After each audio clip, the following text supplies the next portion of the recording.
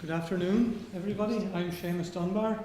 Some people in the room know me already, but for those who don't, I'm a sculptor, I'm an artist, and last year I graduated from the University of Ulster with a master's degree in art and public, and that's kind of important in terms of my involvement with the Harnessing Creativity programme. As well as that, I'm a founder member of the Leitrim Sculpture Centre. So again, I don't believe in, practicing my art locked away in the garret or in the attic. I'm really all about bringing it to the public and creating a wider forum for engagement. Now, as well as my kind of materials-based practice, in recent years I've become increasingly interested in landscape, and I've been participating in this training called Body Landscape, which really looks at how we relate to the environment as artists and as people as well. And I think that's kind of crucial. Very often, I think even, to ask the simple question, do we walk in the landscape or do we march over it? And I think sometimes even the hill walking fraternity, for example, are a little bit focused on kind of conquering the landscape and reaching a destination rather than enjoying the journey. So with this kind of process, you can't really see this slide, but the project I devised for myself for my master's was to walk along the bed of the old Sligo, Leitrim and Northern Counties Railway, which ran from Enniskillen to Sligo. And I did that walk over the winter of 2012 into 2013. I kind of adopted this persona of the milesman. The milesmen were employees of the railway company whose job it was to inspect short stretches of line local to where they lived and clear it of debris and other things. So I kind of adopted this role in a way to give myself the authority to be in that environment, and I was carrying out a cultural inspection, I guess, rather than a technical one. So again, the way I presented my research on that line was one of public engagement rather than just having a static exhibition. I set up the Lost and Found office where visitors to the exhibition had to engage with me as the Lost and Found clerk in order to inspect these objects that were tucked away in cubby holes. So again, public engagement very much central to what I do. So consequently, when Harnessing Creativity came along, which was just towards the end of my study period, I saw it as an ideal opportunity to continue this way of working and bringing art practice to sectors of the community, for example, the business community, who wouldn't normally be engaging with that kind of creative thought. And very early in our engagement, Leo brought us up to the Cabin Burn, and I reckon this was off to a good start because I was very much doing something that I was used to. I was walking in the natural environment. And Leo got us very enthusiastic about local resources and potential, and there was quite a lot of interest at the beginning in doing kind of environmentally friendly kind of activities. It was back to the studio then, where we looked at kind of resources, needs and trends, both on a local and a kind of global basis. And I guess you all have been through these kind of charts with your various facilitators and mentors this time around as well.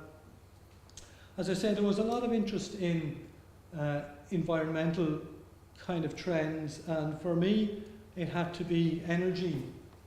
Kind of inspired as well by the spectre of hydraulic fracturing that hangs over this whole area, both north and south of the border. So I decided to look at sustainable energy and devised this program, I guess, to promote the use of sustainable energy and technology in the Northwest. So it was quite ambitious to begin with. First step was to monitor existing usage patterns of energy in the area, using volunteers from various sectors of the community who I hoped would sign up to be part of the programme.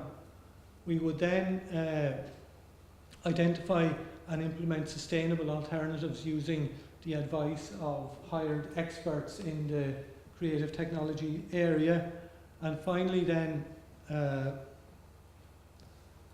these results would be monitored and presented at a festival of sustainable energy sometime in the future. I was talking maybe about 2016.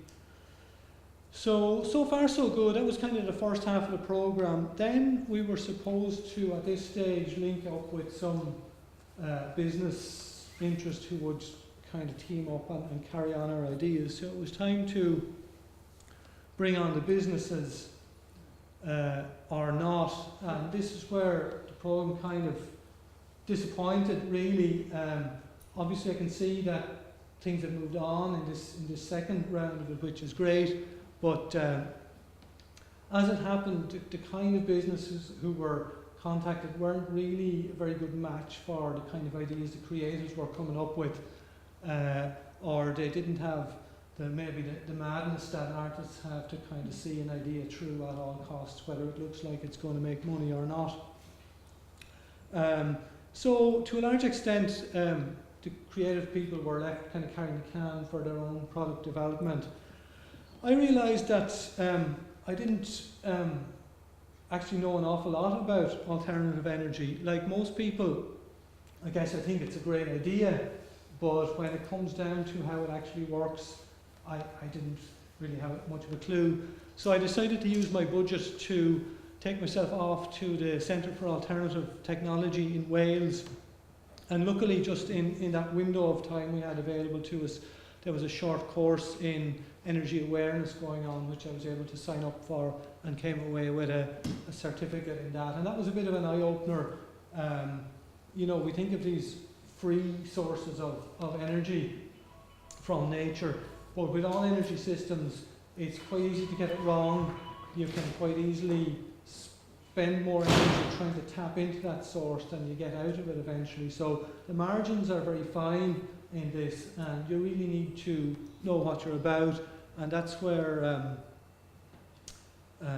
you know, where the engineering side of it, I guess, kicks in to make sure you get your figures right. The rest of the budget I spent then using my drawings and the information that I got from my my stint in Wales to do up a short kind of promotional video or pitch for the Alternative Energy Project, and that was put together with Roisin Lockray, who's a participant on this year's programme, so the wheels are going around, I guess. She wasn't put off by my involvement in it anyway, obviously. So harnessing creativity round 2 came up. You know, after the showcase, there was kind of a collective sigh of relief. It was, you know, quite a fraught experience. It was the first time anyone was doing it, and most people were really just glad to get the ball across the line at that stage, including myself, and had to think long and hard about whether I would go any further with it. But in the end of the day, I'm very passionate about trying to develop this alternative energy project, and it looked like harnessing creativity really was the best horse to back in terms of bringing it another little step further. So I decided to take the plunge, and I nominated the Organic Centre as my business partner in this, but it was kind of, in a way, I have to confess, a sort of marriage of convenience, really. They were very interested in what I was doing, but they're so stretched just keeping their own show on the road that they couldn't have a huge input in it. But it was very handy to have someone to run some ideas by, and I did get some good feedback from them.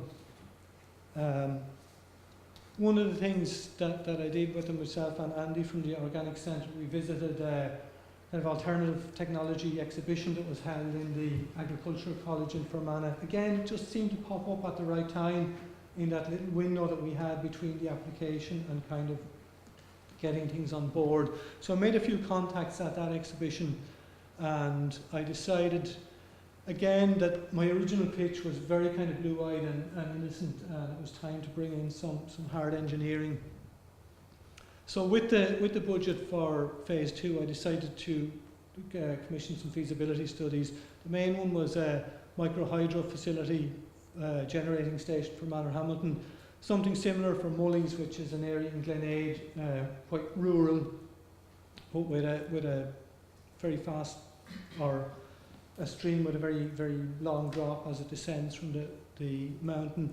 And then also to look at wind energy, not so much in terms of the technology, but in terms of community ownership models. And this is a key element of my concept here, is not so much on the technological end, because that's happening all the time.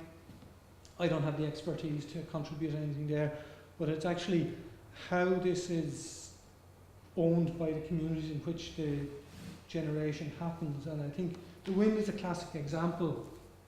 There's a lot of opposition to wind power, even though it's so-called green energy, and a lot of this is coming from people who are avowedly green. And I think part of that is the way that wind energy has been rolled out in this country. It's been on a developer-led model where you have these big companies coming in with lots of finance, throwing up these massive towers. The communities in which they're situated don't know who's putting them up, and they don't know where the energy's going, and they just feel there's no direct benefit from it, and they're kind of paying the cost for somebody else's investment, really. So that was a concern as well. So I got my studies done respectively by these companies. Hydro NI looked at the Manorhamilton situation for me. John Keenley's side, who's a locally based engineer, had already an interest in the stream in Mullies, and Eddie Mitchell, who's a farmer in the Manorhamilton area, was also completing a master's degree in alternative energy. He's very interested in the wind situation, so he took on that for me. And Jim Meehan was my, or is my business and marketing mentor there. So we kind of had sort of an E-team together there, I guess.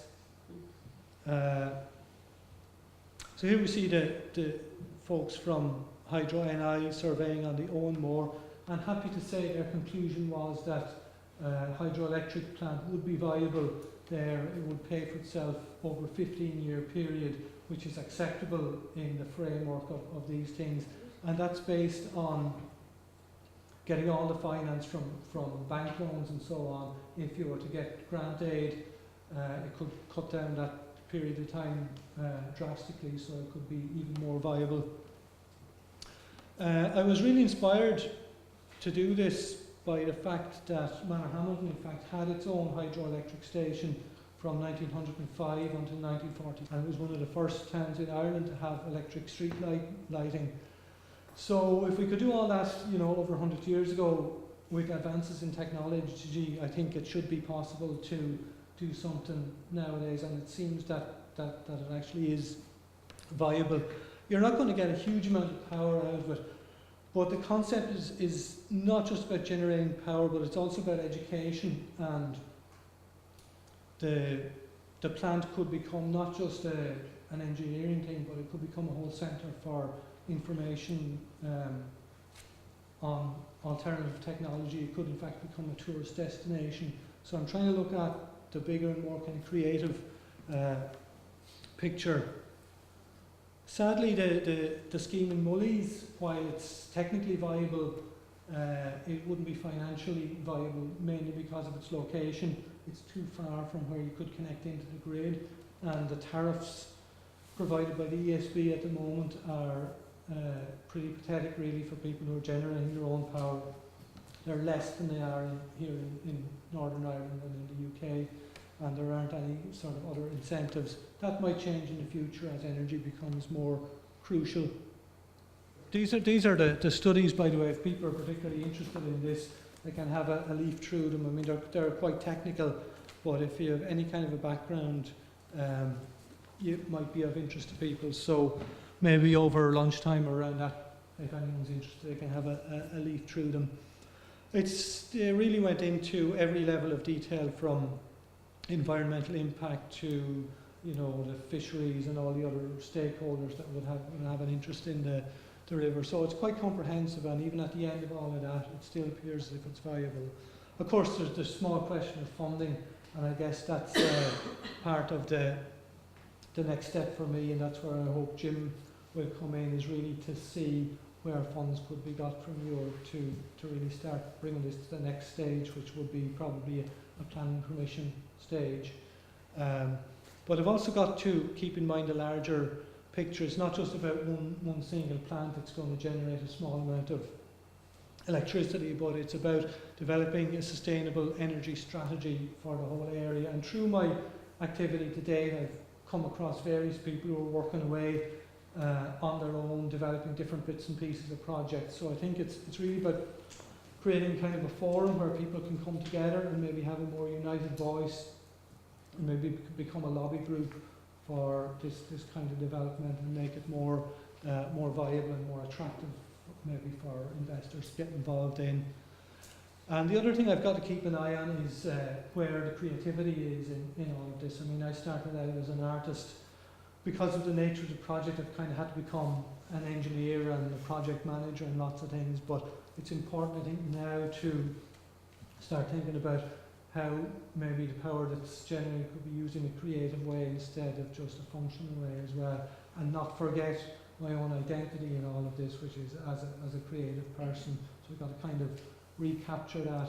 I think often with these public projects, artists have a good idea, but they end up getting marginalised as other experts come in and start taking things over, and sometimes you can get just pushed to the side. So in terms of harnessing creativity, and I think it's something to bear in mind for everyone, you need to keep yourself at the centre of what you do and make sure you're not just designing a great project for somebody else to run with.